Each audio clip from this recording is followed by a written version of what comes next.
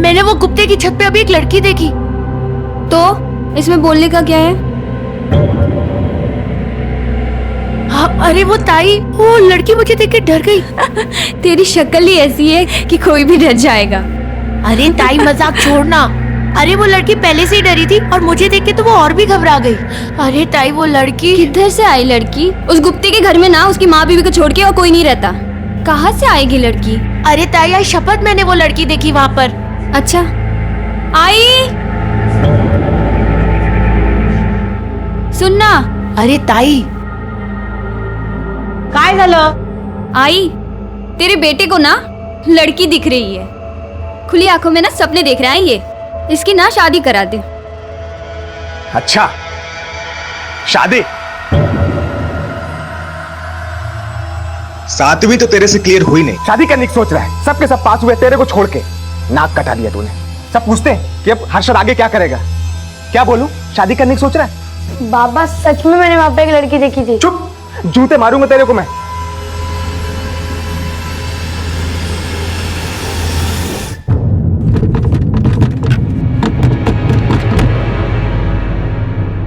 बोल, वो अपने आप बाहर कैसे आ गई? बोल। आई वो अपने अपने, मैंने उसे बाहर निकाला। क्या? जान से मार दूंगी मैं तुझे। क्यों निकाला? बोल ना। वो आई, मैंने कानों से सुना उसे सांस लेने में तकलीफ हो रही थी, इसलिए मैंने उसे बाहर निकाला। हाँ, बहुत तरस आ गया था। हाँ, आज मैं तुझे नहीं छोड़ूंगी। बहुत चर्बी चढ़ गई। भागेगी भागेगी बोल, भागेगी भागेगी बोल, भागेगी। आई, क्या बोला वो? आ रहा है ना? बोला तो है आ रहा है। तेरा उस अंधेरे में दम घुट रहा है ना? हाँ,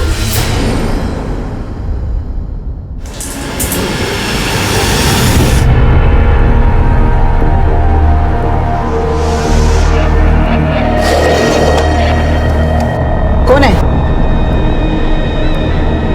कौन है?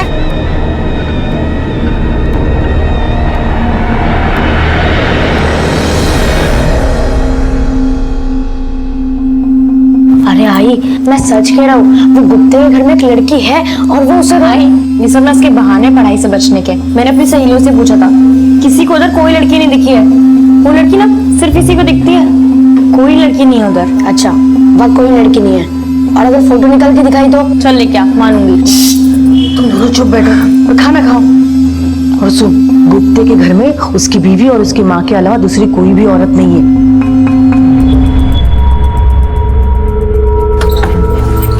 रेखा, क्या करें? जाए या नहीं? हाँ माँ जी, आप फिक्र मत कीजिए, सब ठीक हो जाएगा। आप चलिए चलिए।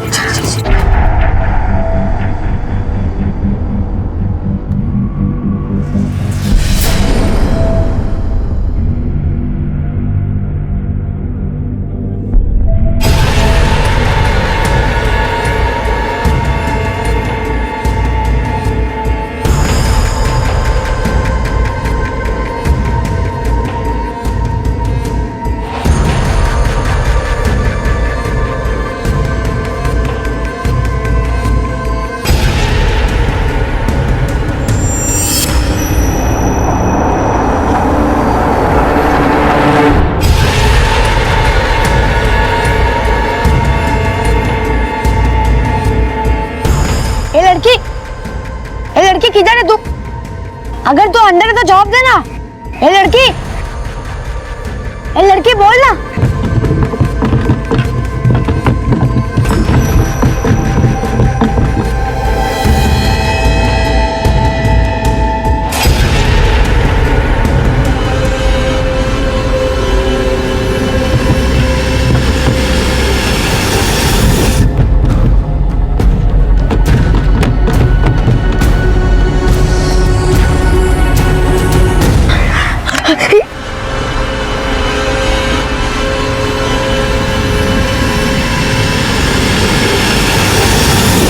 ज्यादा देर तक उसे अकेले नहीं छोड़ना चाहिए। तू फटाफट सब्जी ले और घर चली जा। मैं मंदिर जाके आती हूँ, 15 मिनट में आ जाती हूँ। सुन, दोबारा कोई गलती नहीं होना चाहिए, समझी ना?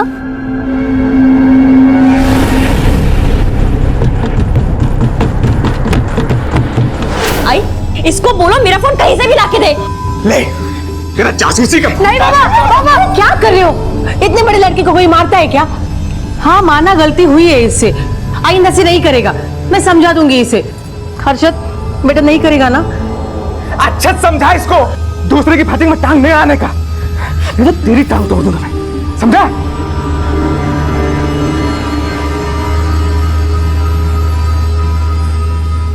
क्यों इंसान सिर्फ अपने ही घर की शांति और सफाई पर ध्यान देता है और उस बात की तरफ बिल्कुल अंधा बहरा हो जाता है जो किसी पर अपराध और अत्याचार की चीख चीख कर गवाही तक दे रही होती है। 15 साल का बच्चा हर्षद, जिसने अपने पड़ोस में ऐसा ही कुछ स्वाभाविक घटते हुए देखा था, और जब उसने उसे रोकने या जानने की कोशिश की तो उसे इससे दूर रहने की सलाह दी गई। क्यों हमारे खून में तेजी तब तक नहीं आती जब तक जुर्म या अत्याचार हमारी अपनी दहलीज लांघने नहीं पहुंच जाता, और जिसके परिणाम बहुत घातक सिद्ध हो सकते हैं।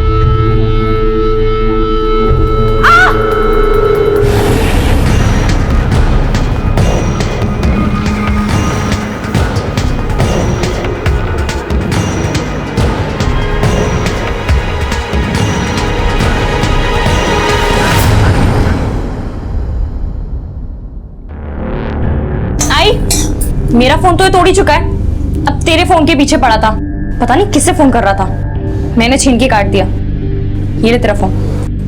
किससे बात कर रहा था हर्षद?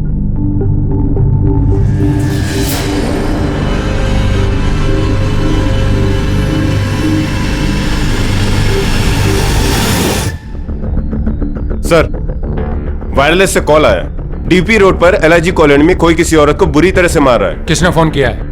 सर वो तो पता नहीं चला क्योंकि फोन बीच में ही डिस्कनेक्ट हो गया। और एड्रेस? सर एड्रेस है लेकिन कॉलर ने अपना नाम नहीं बताया। किसी ने फेक कॉल किया होगा, फिर भी चेक करना पड़ेगा क्योंकि शायद किसी को हमारी मदद की जरूरत होगी, और यह भी हो सकता है कि झंझट के डर से उसने नाम नहीं बताया हो। चेक करो। Yes sir.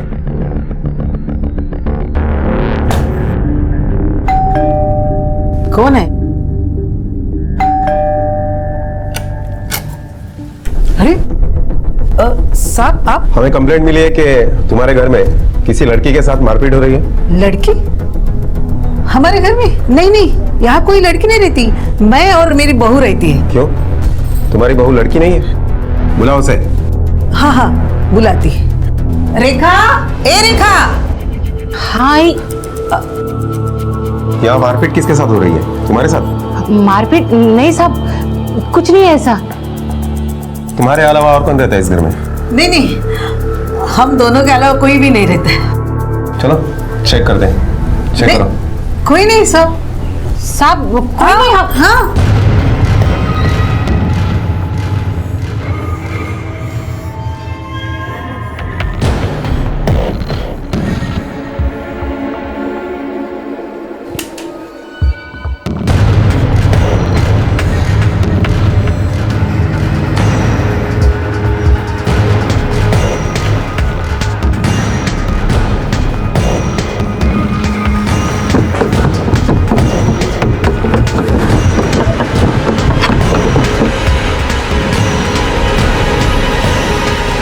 पूरा घर छान मारा, अंदर कोई नहीं है। सर सब जगह चेक किया, अंदर कोई नहीं है। तुम्हारा पति कहाँ है? वो यहाँ नहीं रहता? यही रहते हैं साहब, वो हफ्ते में सिर्फ 2 बार ही आते हैं, उनको काम की वजह से घूमना पड़ता है साहब। शायद फेक कॉल होगा, हमारे वजह से आपको तकलीफ हुई, सॉरी। साहब कंप्लेंट किसने की? कंप्लेंट करने वाले ने अपना नाम नहीं बताया। झूठा फोन किया होगा। ठीक है चलो।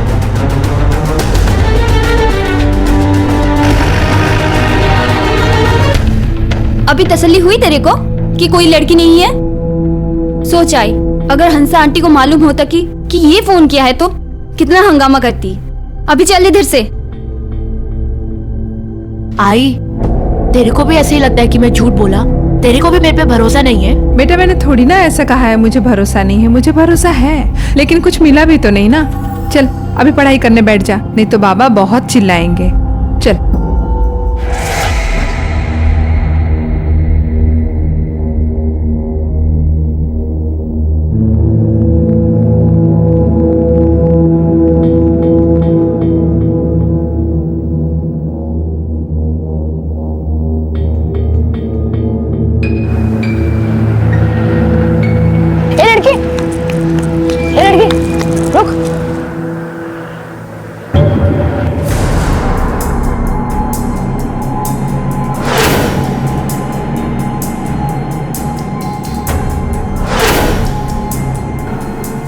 सॉरी, मुझे लगा कि आप वो नहीं हो। सॉरी।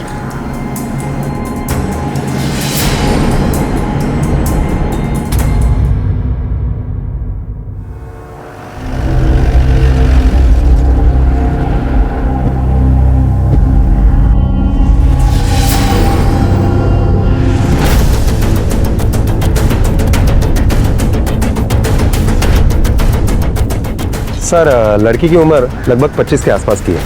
किसी ने गला चीर कर उसकी हत्या की है। रिक्शा वाला जब सुबह आया, जब उसने उस बॉडी को देखा।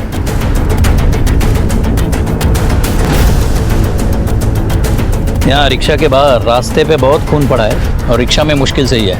लड़की का ड्रेस आगे से खून से पूरा भरा है। मुझे लगता है ये लड़की यहीं कहीं खड़ी होगी और उसका गला काट दिया होगा।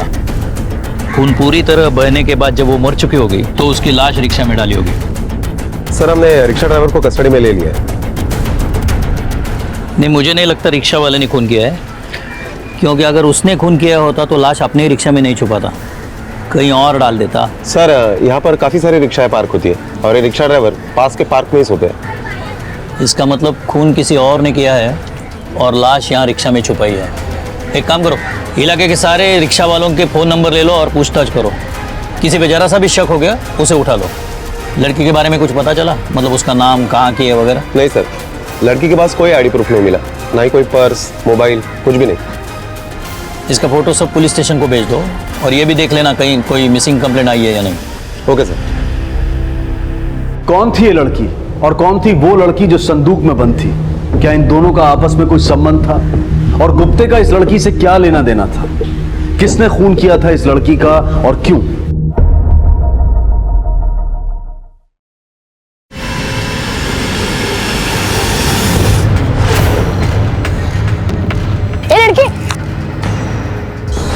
अरे बाबा, ये वही लड़की है जो उस दिन गुप्ता के घर पे आई थी। अरे बाबा, यही है उसके घर पे आई थी, मैं इसे जानता हूँ। आई बाबा, हम एक काम करते, इसके बारे में ना पुलिस में जाके बताते। पढ़ाई पे ध्यान दे, समझे? इस बार एग्जाम्स में फेल हुआ ना तो हड्डियां तोड़ दूंगा और घर से बाहर भी निकाल दूंगा। कोई जरूरत नहीं पुलिस को बताने की, बहुत मिल जाएंगे पुलिस को बताने वाले। नाम क्या है इस लड़की का? साहब, रोशनी। तुम सब एक ही जगह काम करती हो? हाँ साहब, हम सब एक ही जगह काम करते हैं। किसके पास? मतलब मालिक कौन है?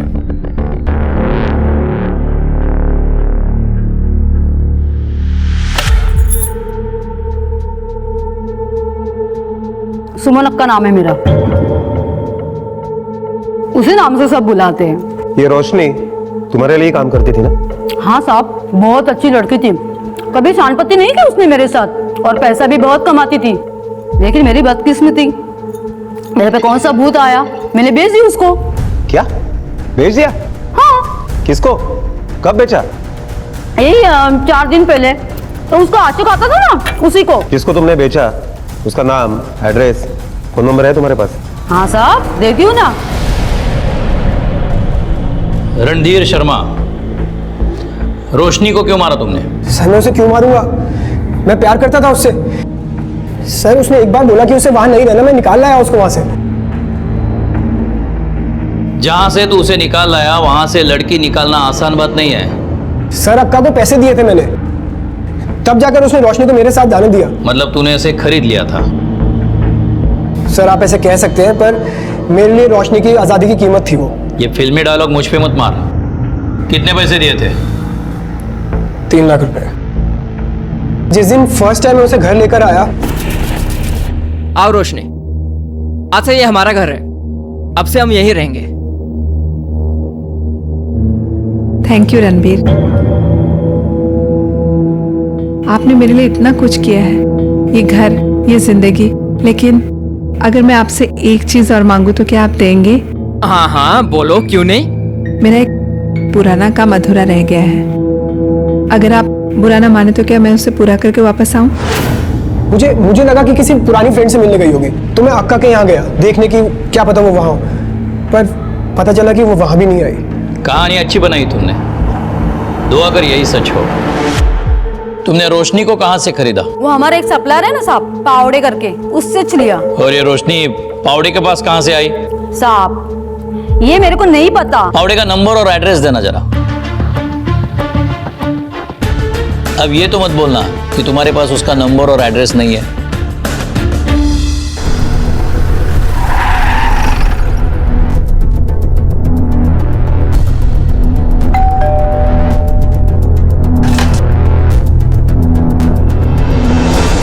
दत्ता पावड़े को बुलाइए। साहब उनको कैसे बुलाऊं? उनका तो 6 महीने पहले ही निधन हो गया है। क्या? आई काय झालं? कोण है? क्या हुआ? ये कौन है? मेरा छोकरा रोहन। नमस्कार। दत्ता पावड़े काम क्या करते थे? उनका इंपोर्ट एक्सपोर्ट का बिजनेस था। Import export? तुम लोग तो उसकी दोस्त थी ना, तुम्हें तो उसने बताया होगा यहाँ आने से पहले वो कहाँ थी। हाँ साहब, दोस्त तो थी, मगर इसके पहले वो किधर रहती थी, क्या करती थी, किसी को कुछ नहीं पता साहब। लेकिन हाँ साहब, एक बात, उसको अंधेरे से बहुत डर लगता था। वो हमेशा रात को भी खोली की लाइट ऑन करके सोती थी। हाँ साहब। और साहब एक बार वो बोली थी कि उन लोगों ने उसको संदूक में काफी दिनों तक बंद रखा था। रोशनी के केस में पुलिस की छानबीन उल्टी चल रही थी।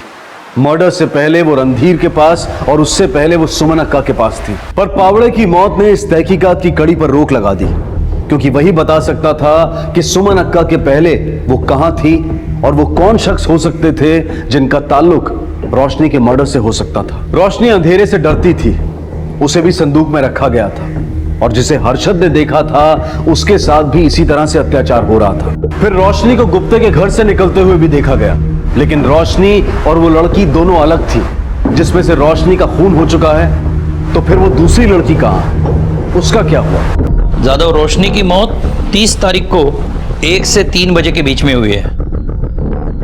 उसके बॉडी में अल्कोहल पाया गया है, इसका मतलब उसने शराब पी थी। घाव उसके गले पर है, जिसकी वजह से उसकी मौत हुई है। रिपोर्ट के मुताबिक हथियार एक नोकीला धारदार चाकू जैसा है, करीबन 2 इंच का। 2 इंच? यानी सर कोई ब्लेड जैसी चीज होगी। लेकिन सर ऐसी चीज तो लोग सुसाइड आइटम में यूज करते हैं, कोई मर्डर कैसे कर सकता है? हो सकता है ये रिपोर्ट में कुछ गलती हुई होगी, फिर से पोस्टमार्टम करवाओ, जल्दी से जल्दी रिपोर्ट लाओ, कुछ गड़बड़ हुई होगी। Okay sir. सर, एक औरत और एक लड़का आया है, रोशनी केस के बारे में कुछ बताना चाहते हैं। मैंने उनको बाहर बिठाया है। बसा बसा।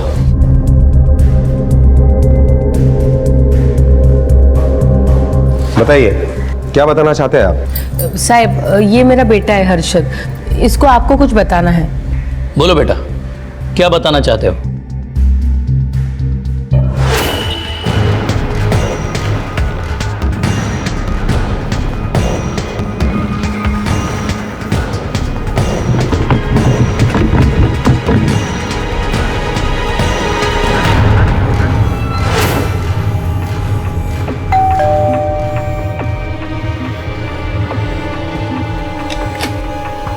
जी? तुम कौन हो? यहाँ पे तो 2 औरतें रहती है ना? जी, मेरा नाम परेश गुप्ते है, ये मेरा ही घर है। बोलिए। हमें इन्फॉर्मेशन मिली है कि आपने किसी लड़की को संदूक में कैद करके रखा है। क्या साहब, ऐसी जानवरों जैसी हरकत कोई कैसे कर सकता है? हमारे पास तुम्हारे घर का सर्च वारंट है, पता चल ही जाएगा। चलो।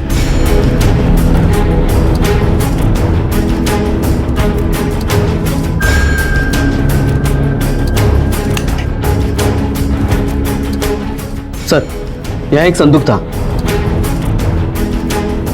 लेकिन यहाँ तो कुछ भी नहीं है। सर, मैंने खुद देखा था पिछली बार। सर अभी क्या, यहाँ कभी कोई संदूक नहीं था। हाँ साहब, ये सच कह रहे, यहाँ कोई संदूक नहीं है।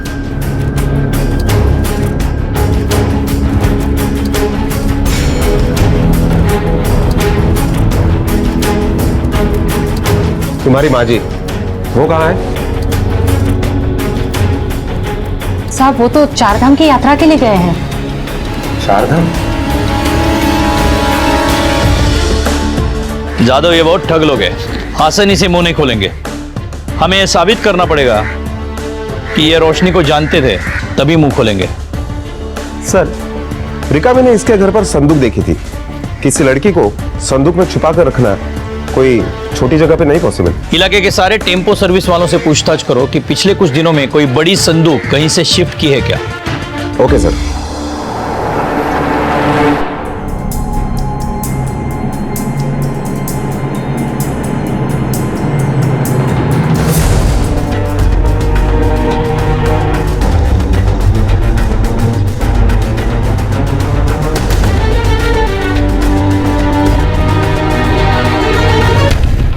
सर, हमने सभी लोगों से पूछताछ की, लेकिन किसी ने भी कोई संदूक शिफ्ट नहीं किया है। सर, पोस्टमार्टम रिपोर्ट है।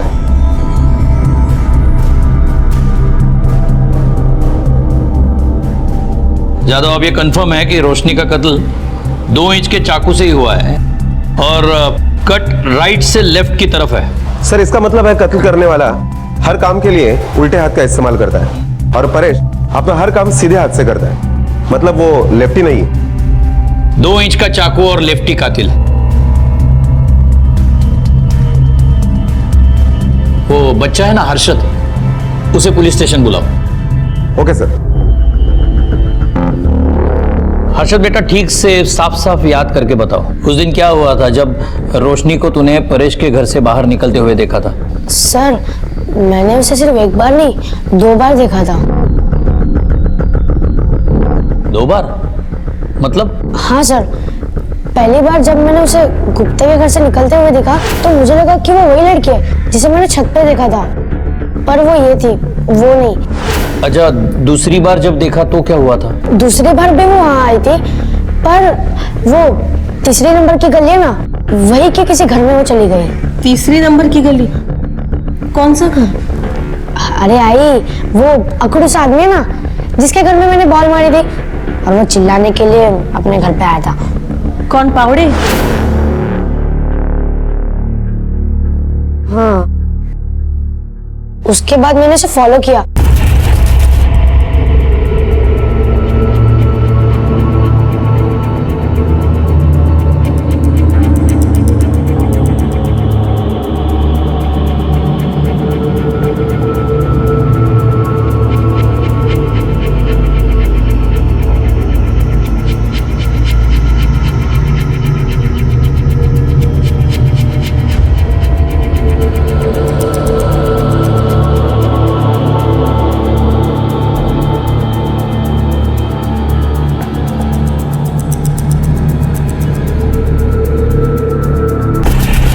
हर्षद बेटा, ये बात तुमने हमें पहले क्यों नहीं बताई? जानबूझ के छुपाई थी? छुपाई नहीं सर, पर वो जो पहले लड़की थी ना, वही मेरे दिमाग में आ रही थी, वो जो संदूक में बंद थी। और वैसे भी बाबा बोलते हैं कि किसी के लफड़े में नहीं पड़ना चाहिए।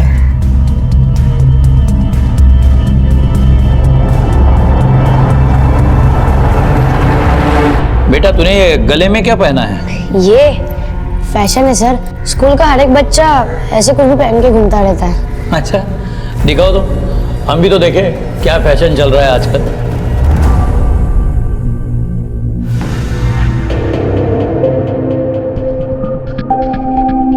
साहब, मैंने इसको बहुत बार बोला ये ऐसे मवाली की चीजें मत पहना कर, सुनता ही नहीं है मेरी बात। कौन कहता है ये पहनने से कोई मवाली होता है? ये तो हीरो है हमारा। रोशनी यहाँ आई थी तुम्हारे घर पर और कुछ देर बाद तुम्हारे घर से वो चली गई, तुम उसके पीछे गए। अब असलियत तुम हमें बताओगे या तुम्हें पुलिस स्टेशन लेके चलूं और खुद उगलवाऊं? सर, आपको किसी ने कुछ गलत बता दिया है। रिकामी, इसको गाड़ी में डालो और पुलिस स्टेशन लेके चलो। इसकी 4 झूठी बातें सुनकर अभी सच्ची बात का इंतजार नहीं कर सकते हम। नहीं सर। और इसे इतना मारो कि इसकी हड्डी का एक इंच हम एक्सपोर्ट कर सके। सर, ऐसा मत कीजिए सर। अरे मैंने कुछ किया ही नहीं तो। साहब, इसके बाबा भी नहीं रहे, यही एक मेरा सहारा है साहब, इसको मत लेके जाओ साहब। अरे क्या पूछ रहे? जो विचारते थे बोलना, बोलना क्या नहीं तू? रोशनी मेरे बाबा को ब्लैकमेल करती थी। ब्लैकमेल? क्यों? क्योंकि मेरे बाबा ने उसे बेचा था और इस काली करतूत के बारे में हमें कुछ नहीं पता था। इसी बात के लिए वो मेरे बाबा को ब्लैकमेल करती थी, वो सबको बता देती, तो इस मोहल्ले में रहना हमारे लिए बहुत मुश्किल हो जाता साहब। इसीलिए उसका मुंह बंद रखने के लिए मैंने उसे पैसे दिए, और उस दिन वो पैसे लेने के लिए यहाँ पे आई थी। और फिर तुम उसके पीछे गए उसे मारने के लिए? नहीं नहीं सर, मैं तो अपने काम से निकल गया था। तुम्हारे घर के सर्च वारंट है मेरे पास, जल्दी से इसके ऊपर साइन करो। सर पर मैंने कुछ किया ही नहीं है। साइन करो। कर दे बेटा।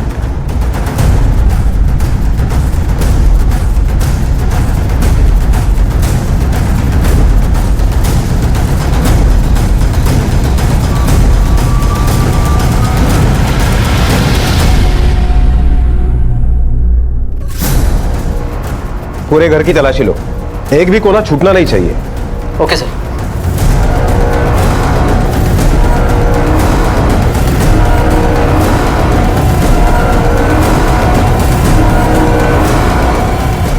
सर ऐसा कुछ नहीं मिला जिसमें डाउट हो।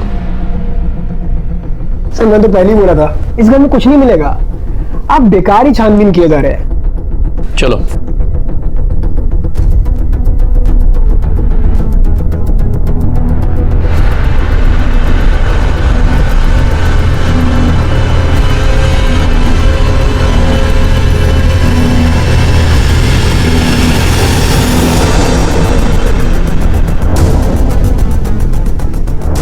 ये गले में क्या है तेरे?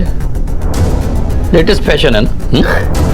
अरे सर ये तो ऐसी आर्टिफिशियल चेन है, ये लॉकेट है। निकालो जरा, निकालो।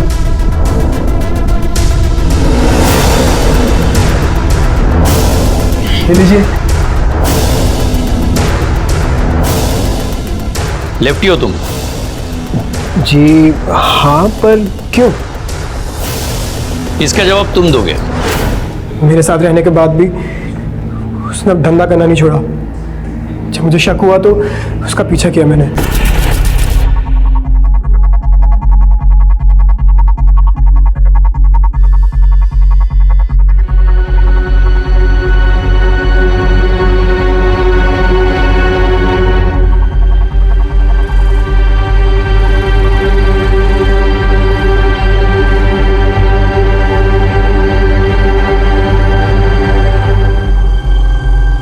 मैं ये देख के बर्दाश्त नहीं कर पाया सर। जब वो वापस लौटी तो उसे ये तक याद नहीं था कि आज 30 तारीख को मेरा बर्थडे है। मैंने उसे याद दिलाया, उसे पार्टी के बहाने रेस्टोरेंट लेके गया जहां मैंने उसे शराब भी पिलाई। वापस आते वक्त मैंने गाड़ी खराब होने का नाटक किया। यार ये गाड़ी अचानक से क्यों खराब हो गई? अब चलो कोई बात नहीं, हम ऑटो से घर चलते हैं।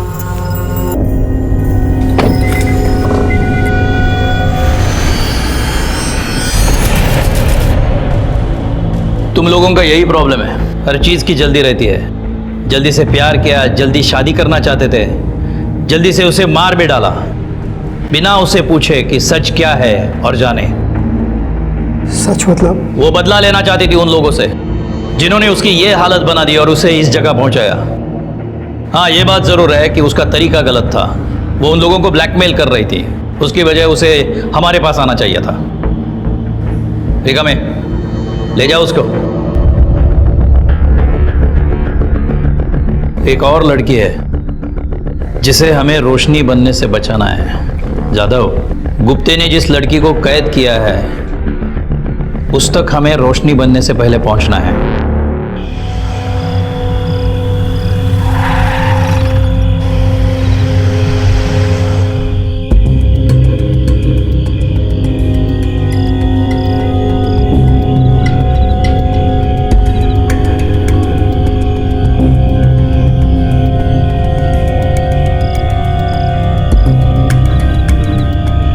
पीछे करो।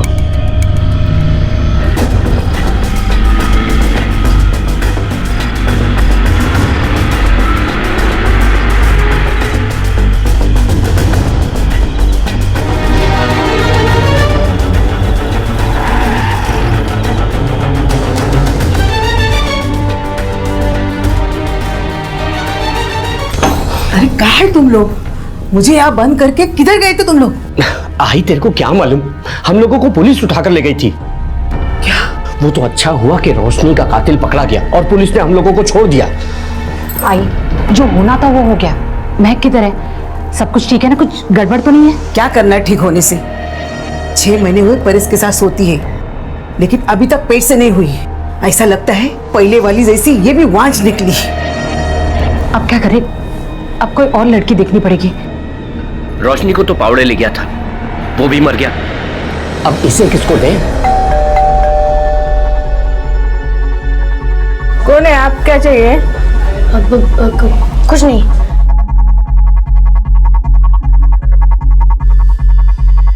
किसी को कुछ देने की जरूरत नहीं, मैंने सब इंतजाम किया है। इस ड्रम में उसको डालते हैं और ऊपर से ये तेजा फेंक देते हैं। 2 दिन में हड्डियां गल जाएगी, फिर बची हुई हड्डियां इधर उधर फेंक देंगे।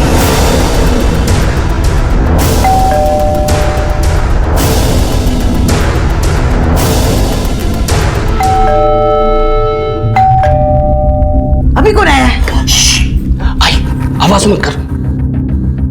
तुम लोग अंदर जाके छुप जाओ, मैं देखता हूँ। चल चल चल चल चल, चल।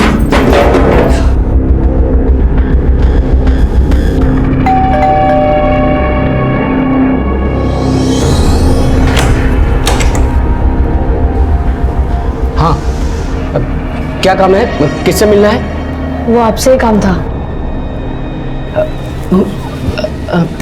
अच्छा ठीक है, बाद में आना बेटा। हाँ जाओ, बाद में आना।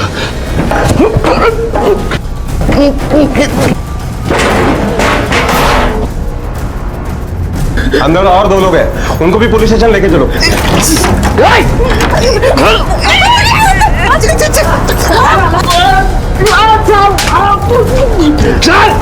अरे छोड़ दो, अरे छोड़ दो ना। चलो। अरे अरे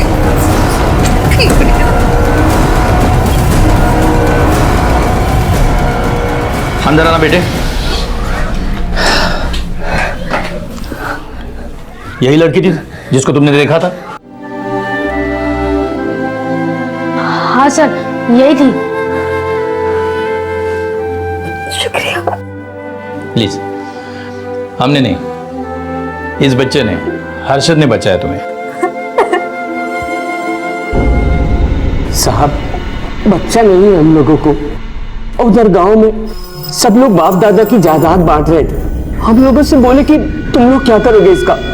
औलाद तो है नहीं। साहब, इसलिए रोशनी को हम लोग लेके आए थे, पर वो भी कभी मां नहीं बन पाई, इसलिए मजबूरन हमको उसको पावड़े को बेचना पड़ा साहब। अभी तो ऐसा लगता है साहब, भगवान की यही मर्जी है, मेरा वंश कभी आगे नहीं बढ़ पाएगा। काश भगवान की मर्जी तुम लोगों को पहले समझ आती, 2 लड़कियों की जिंदगी बर्बाद होने से बच जाती। वैसे भी और कोई उम्मीद नहीं है, क्योंकि जेल में वंश आगे नहीं बढ़ सकता।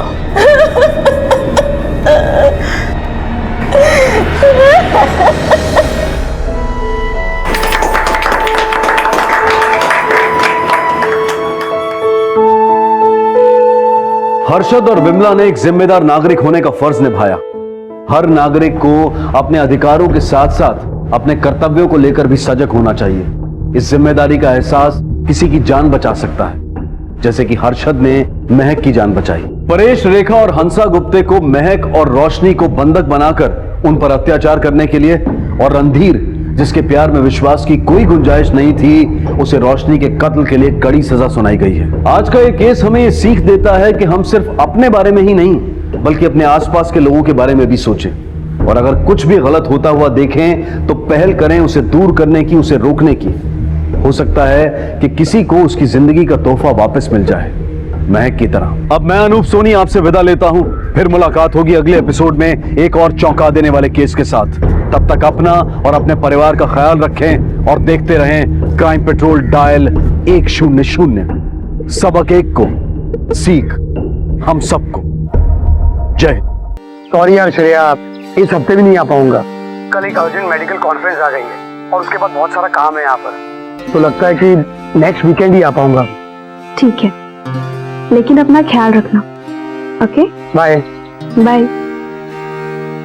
क्या कहा तुम्हारे मिस्टर ने? लॉटरी लगी है।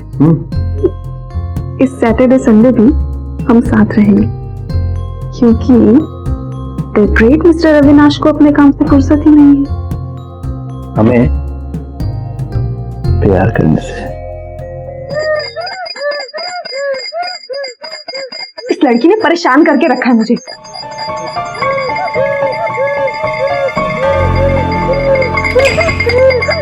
अब क्या हुआ तुझे? चैन से नहीं रह सकती? क्या कर रही हो?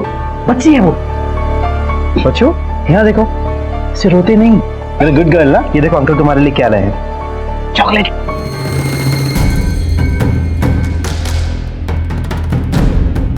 समझ में नहीं आता इस लड़की का क्या करूं। एक तो ये है और दूसरा इसका बाप। इन दोनों ने मेरी जिंदगी हराम करके रखी है। तुम इतना टेंशन ले रही हो, मैं हूं ना तुम्हारी जिंदगी में।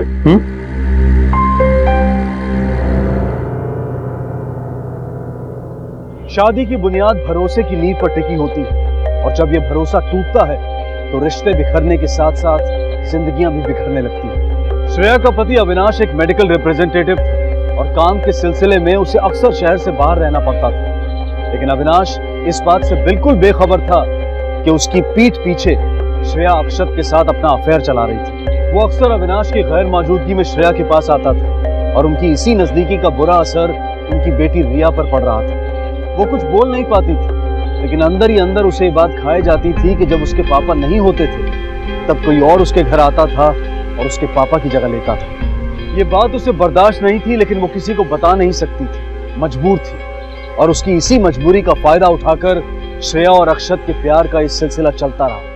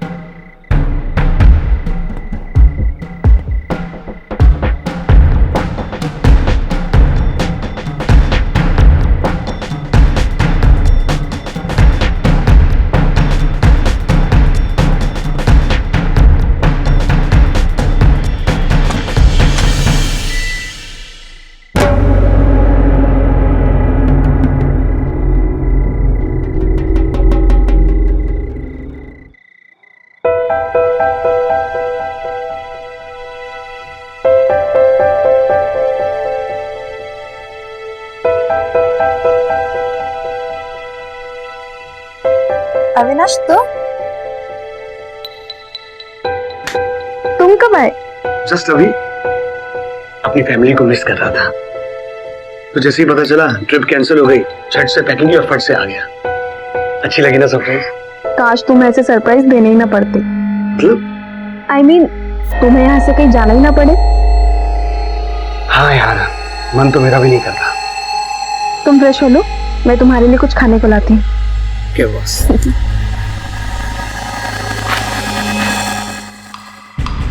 ये आवाज कैसी?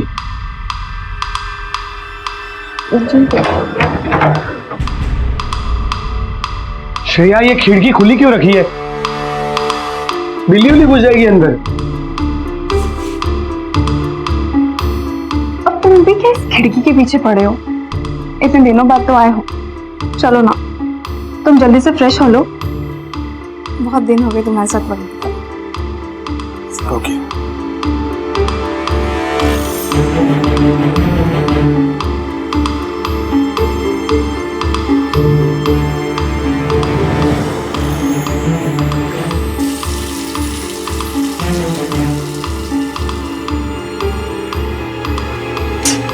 चलो जल्दी निकलो यहाँ से, जल्दी निकलो। अच्छा हुआ सही टाइम पर पता चल गया, नहीं तो बहुत बड़ी गड़बड़ हो जाती।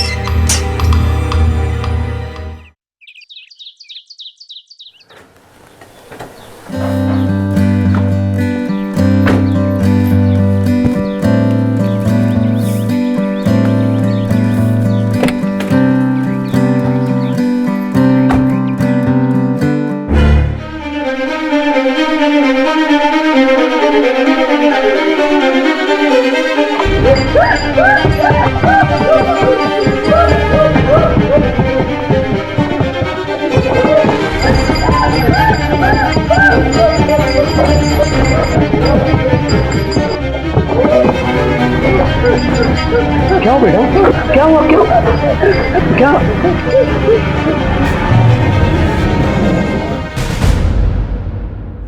हाँ बेटा, क्या क्या हुआ? क्या क्या क्या देख लिया तुमने? हाँ? अच्छा, तुम क्या चाहती हो? पापा नहीं जाए? बेटा, पापा को जाना होगा, उन्हें काम है ना, तो जाने दो। अच्छा अच्छा, ओके ओके। पापा अपनी राजकुमारी को छोड़कर कहीं नहीं जाएंगे, इधर ही रहूंगा। ये क्या कर रहे हो अविनाश? ये तो बच्ची है, जिद तो करेगी ही ना। काम जरूरी है, तुम्हें जाना होगा। रिया से जरूरी मेरे लिए और कुछ नहीं है। चलो बेटा।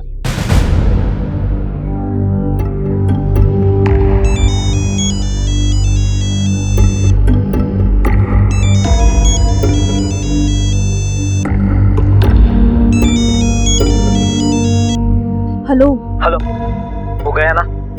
नहीं गया। इस रिया की बच्ची ने सब बिगाड़ दिया। मुझे समझ में नहीं आ रहा इस लड़की का क्या करूं। अब तो मुझे भी डर लगने लगा है कि अविनाश को सब बता ना दे। अब तो कुछ करना ही होगा।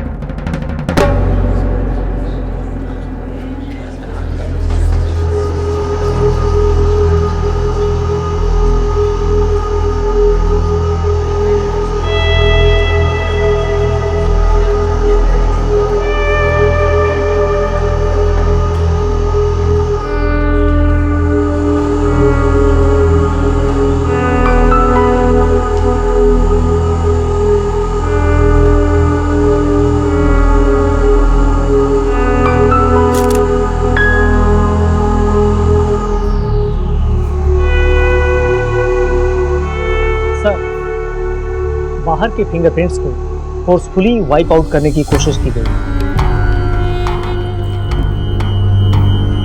एक्सीडेंटल केसेस तो हो रहे हैं सावन, लेकिन कोई कार के हैंडल से फिंगरप्रिंट्स को क्यों मिटाएगा? प्रोबेबली ये मर्डर। मर्डर?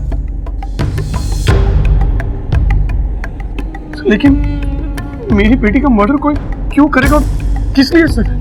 वही तो पता लगाना है। ये एक सोचा समझा मर्डर।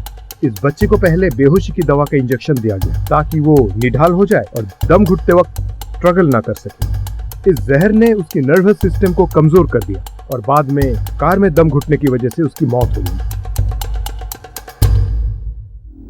सफोकेशन की वजह से कार में छोटे बच्चों की मृत्यु के बहुत से वाकये सामने आते हैं, पर ज्यादातर ये केसेस एक्सीडेंटल होते हैं जो लापरवाही की वजह से होते हैं। लेकिन रिया के केस में ये सब जानबूझकर किया गया था। एक प्लान्ड मर्डर को एक हादसे की शक्ल देने की कोशिश की गई थी। उसे कार में लाया गया, लॉक किया गया और फिर दम घुटने की वजह से उसकी मृत्यु हो गई। पुलिस ये समझ गई थी कि ये एक एक्सीडेंट नहीं बल्कि मर्डर है, और क्योंकि मर्डर घर के अंदर हुआ था इसलिए पुलिस ने सबसे पहले अविनाश के घर पे रेगुलरली आने जाने वाले लोगों से पूछताछ शुरू की। कब से चौकीदारी कर रहे हो? 10 साल हो गए साहब। उस रात ड्यूटी पे थे? जी साहब। कुछ अजीब लगा? कोई आवाज या कोई स्पेशल मोमेंट? मैंने वहाँ कोई आवाज नहीं सुनी। तुम उनके घर आते जाते थे ना? हाँ साहब। श्रेया मैडम कभी कभी मुझे बुलाती थी। कभी कोई सामान लाना होता है, कभी रिया बीबी को घुमाना होता है, क्योंकि रिया बेबी बहुत रोती थी। मैं उसको घुमा के लाता था तो वो चुप हो जाती थी। रोती क्यों थी? साहब ये तो मुझे मालूम नहीं है, लेकिन उसकी वजह से श्रेया मैडम बहुत परेशान रहती थी। ठीक है, तुम जा सकते हो। अच्छा, नमस्ते।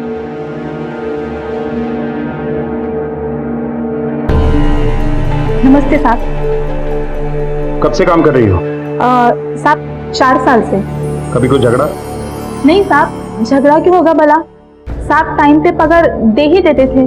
कितने बजे आती थी तुम काम के लिए? सुबह शाम 2 टाइम। मेम साहब कभी कभी आने के लिए मना कर देती थी।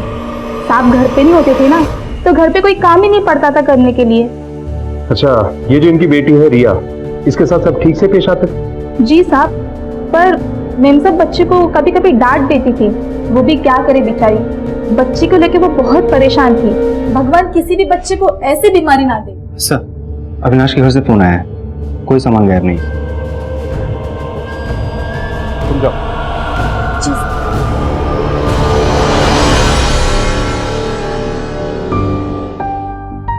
अक्सर घरेलू नौकर ऐसी वारदात को तब अंजाम देते हैं जब पैसे टाइम पर ना मिले या चोरी का लालच हो। ये दोनों बातें नहीं हुई तो टीचर मोहन आ गए? हाँ सर आया, बाहर बैठे। बुलाओ। हो सर। मैंने कुछ नहीं किया सर। बैठो। सर लेकिन मैंने कुछ नहीं किया है सर। सिर्फ इतना बताओ कि वहां क्या पढ़ाने जाते थे? वो तो ठीक से बोल सुन भी नहीं सकती थी। सर एक्चुअली मैं स्पेशल किड्स को ही ट्रेंड करता हूँ। ऐसे बच्चे बोल नहीं पाते तो उन्हें स्पेशल तरीके से ट्रेनिंग दी जाती है। मर्डर का तरीका भी स्पेशल था। वारदात वाले दिन कहाँ था? सर मैं तो 3 दिन से बीमार हूँ, घर पर था।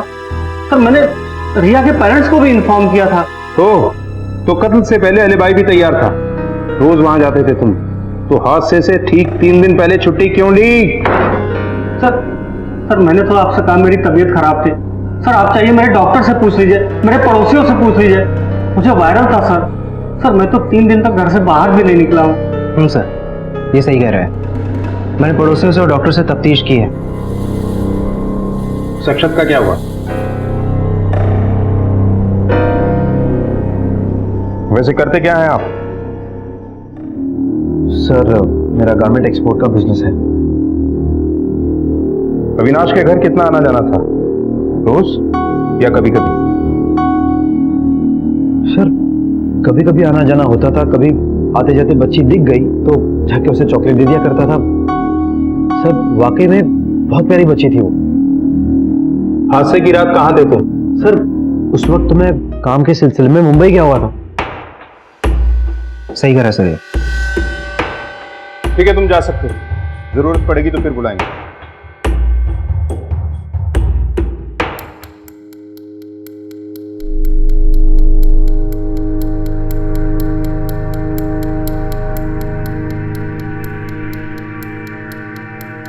ना मोटिव समझ में आ रहा है, ना किसी पे शक पुख्ता हो रहा है।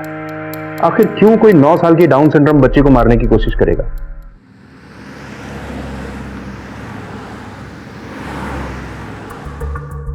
डॉक्टर साहब वो कौन सी दवा थी जिसे रिया को दिया गया था? Ketamine Z. ये मेडिसिन बहुत रेयर है, आम आदमी की पहुंच में नहीं।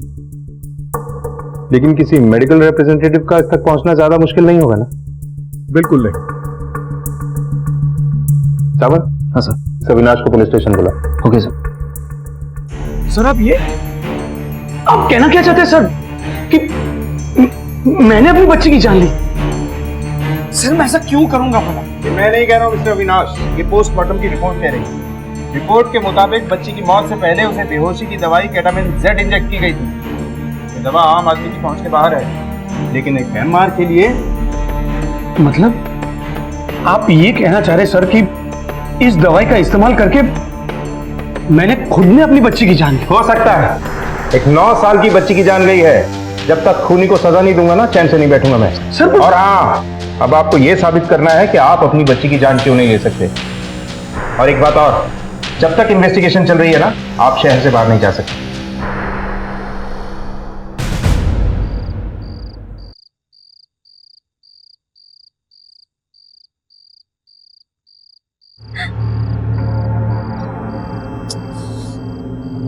तुम पागल हो क्या? क्यों आए हो यहाँ? तुम्हें पता है ना कि अविनाश निर्दोषी है। ओ तो ऐसे कहो ना कि तुम अपने पति से डर रही हो। मैं किसी से नहीं डरती। अच्छा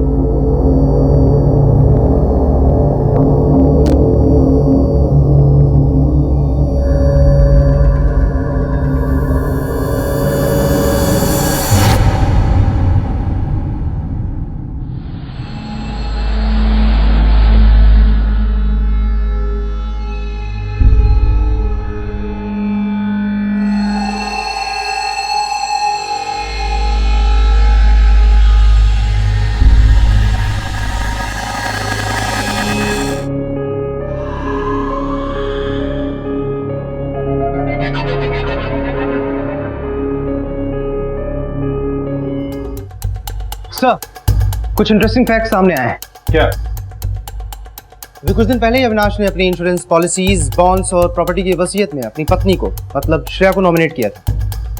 गुड, इंटरेस्टिंग। अब कड़ी मिली है। अविनाश हैमर था और श्रेया उसकी पत्नी। मतलब श्रेया उस मेडिसिन तक आसानी से पहुंच सकती। पर सर इससे क्या साबित होता है? साबित नहीं होता है साबित, सुराग मिलता है। अविनाश की मौत से सिर्फ और सिर्फ श्रेया को फायदा होने वाला था। हो सकता है अपनी बच्ची के मर्डर में भी इसका हाथ हो।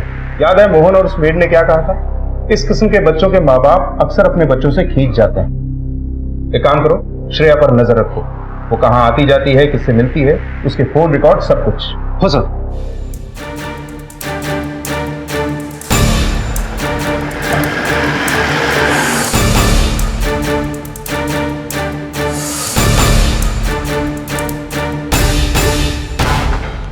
मालूम चला कि ज्यादा कहीं आना जाना नहीं था, अक्सर घर पर ही रहती थी बच्ची की वजह से। ये कॉल रिकॉर्ड से सर। सही नंबर से श्रेया के फोन पे बार बार कॉल आ रही, पहले भी इसी नंबर से आती थी। श्रेया भी इस नंबर पे कॉल करती थी सर। कमाल की बात यह है कि ये कॉल्स तब आते थे जब अविनाश घर पर नहीं होता था। अविनाश के मर्डर के बाद इस नंबर से दोबारा कॉल नहीं आया। मुझे लगता है इस केस को सॉल्व करने में ज्यादा वक्त नहीं लगेगा। पता कि ये नंबर किसका है?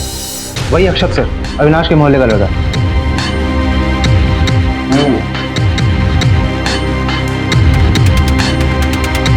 वॉचमैन को बुलाओ। हाँ साहब, मैंने कई बार देखा अक्षय साहब शाम को आया करते थे। उस वक्त अविनाश की गाड़ी घर पे होती थी? नहीं साहब, उस वक्त अविनाश की गाड़ी घर पर नहीं होती थी। ठीक है, तुम जाओ सर। ओके सर, नमस्ते।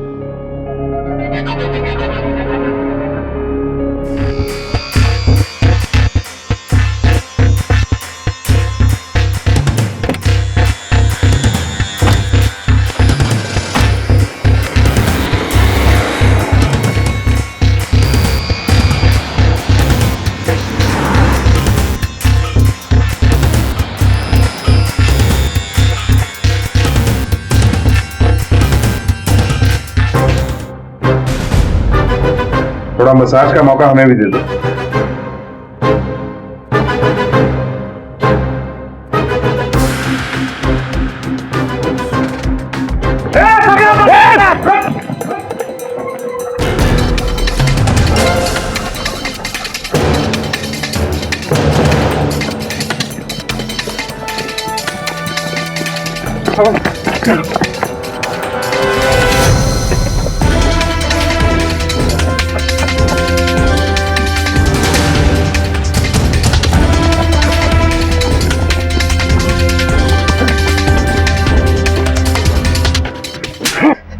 सर मैंने कुछ नहीं किया सर, मुझे कुछ नहीं पता, मैंने किसी को नहीं मारा सर। सर प्लीज मुझे जाने दो सर, प्लीज सर। शुरू में सब ऐसा ही बोलते हैं, लेकिन जब सच बोल पट्टा बोलता है ना, तो जुबान से सिर्फ सच ही निकलता है। जादव को बुलाओ।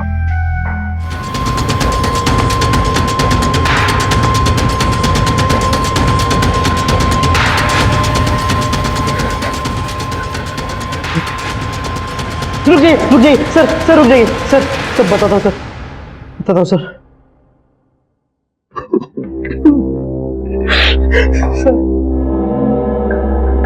मेरा श्रेया का रिलेशनशिप था सर। मैं रिया को चॉकलेट खिलाने के बहाने उसके घर जाया करता था। अविनाश जब भी टूर पे जाते थे हम दोनों बाहर मिलते थे सर। क्यों मारा रिया और अविनाश को तूने? बोल। सच कह रहा हूँ सर, मैंने अविनाश को नहीं मारा। हाँ मैं मानता हूँ कि मैं उसको मर्डर करने गया था सर, लेकिन मैंने उसे नहीं मारा सर। वो तो पहले से मरा हुआ था। हाँ सर ये सब करने के लिए मुझे श्रेया ने कहा था सर।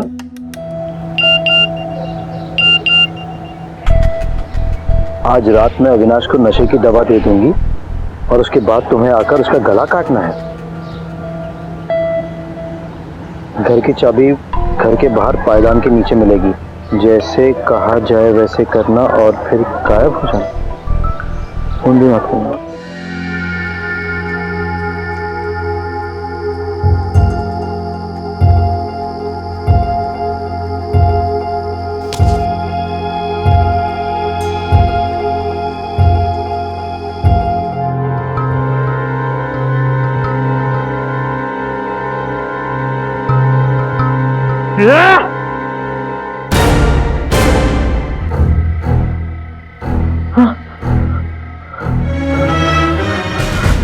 मतलब तूने और श्रेया ने मिलकर ये सब प्लान किया? हाँ सर, प्लान किया, लेकिन मैंने नहीं मारा। मैंने सच में किसी को नहीं मारा सर।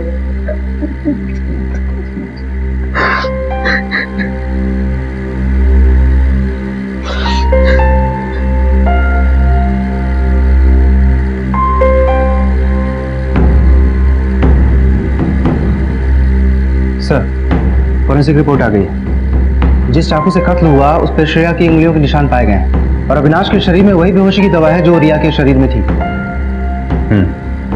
अब इस मास्टरमाइंड मिसेस श्रेया शर्मा से मिलते हैं। चलो। ये क्या बकवास है? मैंने अक्षत को कोई एसएमएस नहीं किया। चिल्लाओ मत। मैसेज तुम्हारे फोन से किया गया था। अगर तुमने नहीं किया तो कौन करेगा? देखिए, मैंने किसी का मर्डर नहीं किया है। आपको कोई गलतफहमी हुई होगी। मैडम, हम सबूत की बिना पे बात करते हैं, हवा में नहीं। अब डबल मर्डर केस के लिए अंदर जाने के लिए तैयार हो। पोस्टमार्टम रिपोर्ट के हिसाब से अविनाश को भी मौत से पहले वही बेहोशी की दवा दी गई थी जो रिया को दी गई थी। पहले अपनी बेटी रिया, बाद में अविनाश, दोनों का मर्डर तुमने किया। ये सब आप क्या कह रहे हैं? मैंने ऐसा कुछ नहीं किया। मेरी बात का यकीन कीजिए। ये सब कोर्ट में साबित करना। समझा? अरेस्ट करो इसे। श्रेया का नार्को टेस्ट करवाया गया। उस टेस्ट में भी श्रेया ने यही कहा कि उसने खून नहीं किया है, लेकिन उस टेस्ट के रिजल्ट पुलिस को हैरान कर देने वाले थे, क्योंकि पुलिस के पास श्रेया के खिलाफ सबूत थे और मोटिव भी साफ था। लेकिन पुलिस अब पूरी तरह से कंफ्यूज थी कि अगर श्रेया ने ये मर्डर्स नहीं किए हैं तो फिर किसने किए?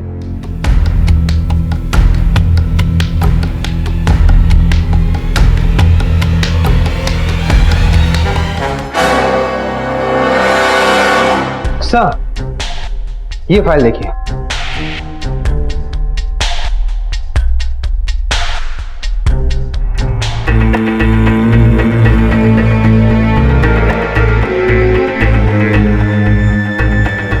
ये चाकू लो, इस डमी का गला रेत दो।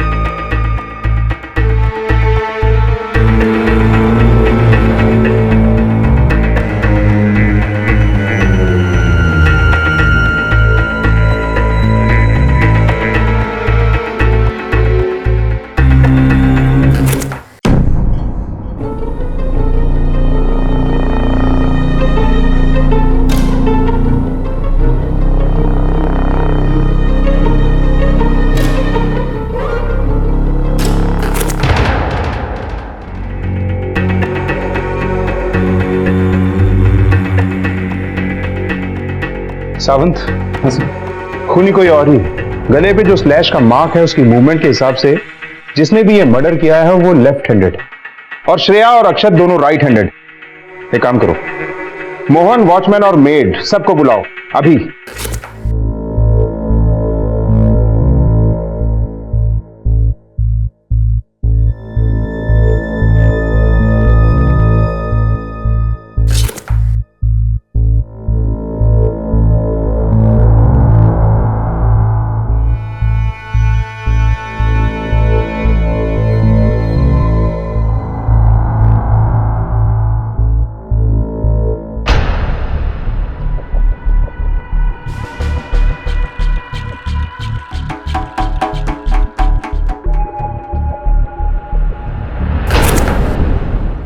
सर, मैं आपको पहले भी बता चुका हूँ, मैं अपने घर पर बीमार पड़ा हुआ था। मैं अविनाश जी के घर तक गया ही नहीं। सर, मैंने कोई मर्डर नहीं किया सर। सर, ये सही कह रहा है, बीमार था ये। पड़ोसी लोग पहले भी कह रहे थे और अभी भी यही कह रहे हैं कि कई दिनों से बाहर नहीं गया। फिर ये श्रेया के मोबाइल से एसएमएस कैसे कर सकता है?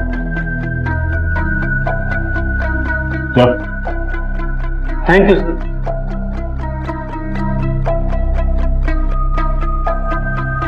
सावंत, अगर कातिल इनमें से कोई नहीं है तो फिर कौन हो सकता है? अब कोई नहीं बचा है। कहीं ये मामला यहीं ना अटक जाए। एक काम करते हैं, अविनाश के ऑफिस से पिछले 20 दिन का पूरा रिकॉर्ड निकलवाते हैं। उसके लैपटॉप, ईमेल, सब कुछ। उसकी बेटी के मौत के 7 दिन पहले से लेके अब तक का। चलो। सर, अविनाश की किसी से कोई दुश्मनी नहीं, एकदम सीधा साधा आदमी था वो। अच्छा, ये अविनाश आखिरी बार ऑफिस कब आया? सर, जिस दिन उसकी लड़की की डेथ हुई थी, शायद उसके 2-3 दिन पहले, उसके बाद नहीं आया।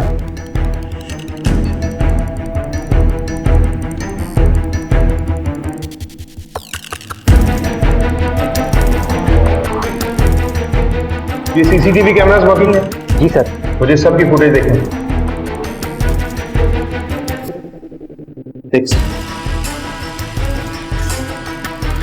और आगे।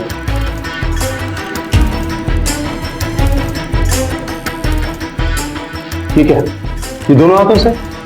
सर, यही तो खूबी थी उसकी। वो दोनों हाथों से लिख सकता था। इनफैक्ट सर वो अपने सारे काम दोनों हाथों से कर सकता था। अच्छा, ये उस दिन उसने यहाँ से कोई सामान लिया था? आई मीन कोई स्पेशल मेडिसिन या कुछ और? हाँ सर, एक दवा के कुछ पैकेट लिए थे जो उसे कोई मेडिकल स्टोर में डिलीवर करने थे। क्या बता सकते हैं वो दवा कौन सी? Ketamine Z. ये तो वो दवा है जो रिया की बॉडी में मिली थी और अविनाश की बॉडी में भी। अब पता ये करना है कि उस मेडिकल स्टोर तक ये दवा पहुंची या नहीं।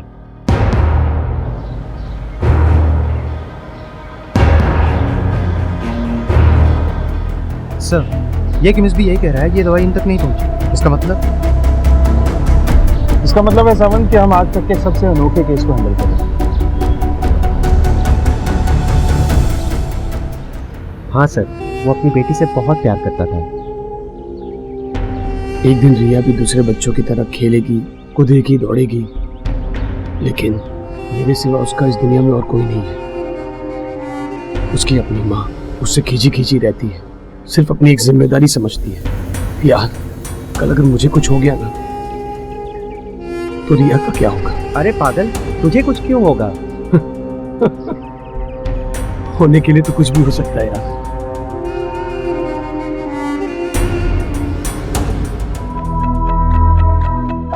Quite possible. एक्चुअली जब कोई दूसरा इंसान किसी का गला रेतता है तो घाव थोड़ा दूसरा होता है, मगर इस केस में घाव उतना गहरा नहीं है, फोर्स कम है। ये एंगल हमसे मिस होगा। पॉसिबल है ये घाव उसने खुद लगाया है।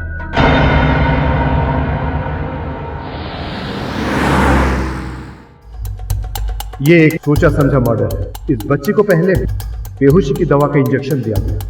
ठीक है, ये दोनों हाथों से? सर यही तो खूबी थी इसकी। एक्चुअली जब कोई दूसरा इंसान किसी का गला रेतता है तो घाव थोड़ा दूसरा होता है, मगर इस केस में घाव उतना गहरा नहीं है। ये एंगल हमसे मिस है। पॉसिबल है ये घाव खुद ने लगाया।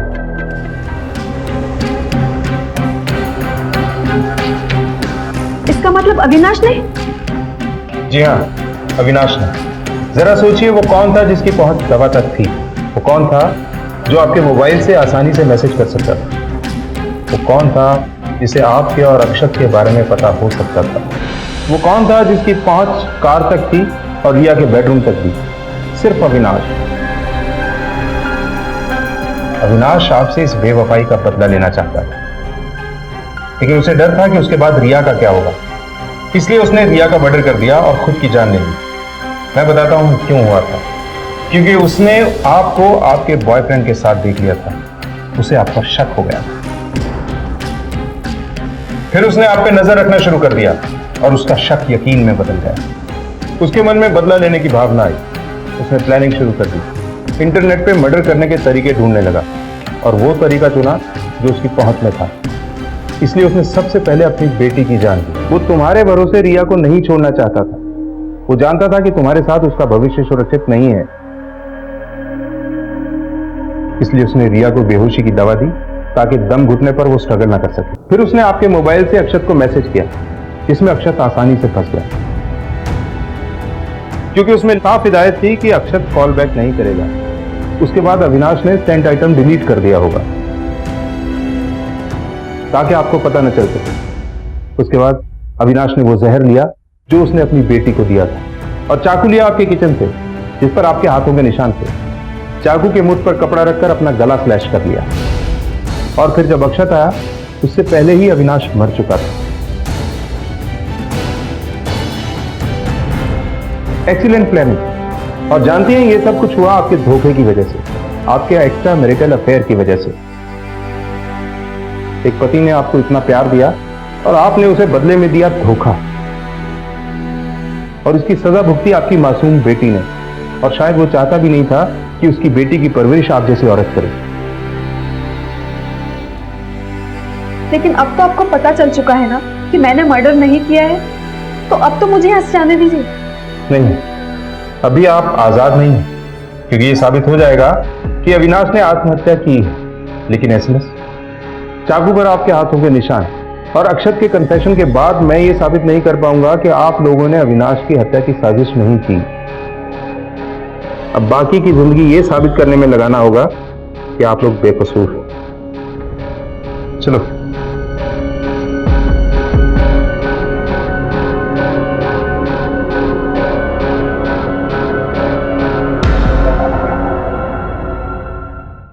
ये मुकदमा अब भी कोर्ट में चल रहा है और श्रेया और अक्षत जुडिशियल कस्टडी में।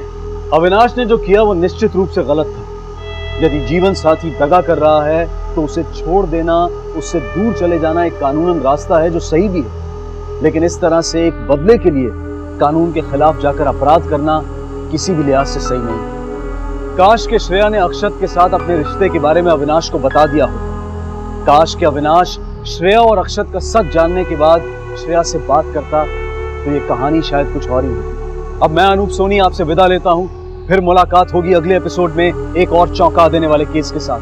तब तक अपना और अपने परिवार का ख्याल रखें और देखते रहें क्राइम पेट्रोल डायल 100। सबक एक को सीख हम सबको। जय। इस तरह के और भी एपिसोड देखने के लिए हमारे चैनल को सब्सक्राइब करें और बेल आइकन दबाना ना भूलें।